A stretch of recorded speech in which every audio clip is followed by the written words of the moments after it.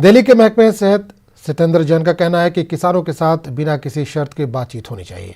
इन्हें एहतजाज करने की इजाज़त जहां वो चाह रहे हैं वहीं देनी चाहिए।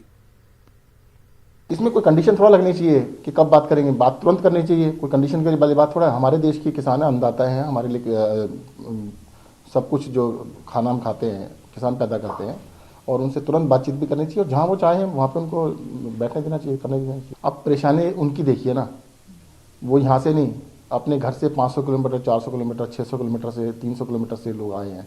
उनकी परेशानी को देखिएगा, उनको कितनी परेशानी है।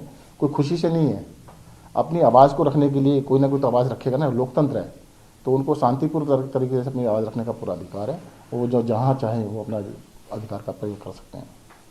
और किसानों के एहतजाज पर संजय राउत का क्या कुछ कहना है, आइए आपको सुनवाते हैं। जिस तरह से किसानों को दिल्ली में आने से रोका गया है, ऐसा लगता है ये कोई बाहर से आए, देश के किसान नहीं है, कोई बाहर से आए। उनके साथ जो बर्ताव किया है वो टेररिस्ट, आतंकवादी जैसा किया है। खास करके वो सिख है, वो पंजाब से आए हैं, हरियाणा से आए हैं, इसलिए उनको विभाजनवादी, खलिस्तानवादी कहना ये देश के किसानों का अपमान है। अगर आप पंजाब के आने वाले हर व्यक्ति को, किसानों को खलिस्तानवादी कहेंगे, उसका मतलब ये है कि आप फिर एक बार पंजाब में वही दौर लाना चाहते हो, लोगों को याद दिलाना चाहते हो।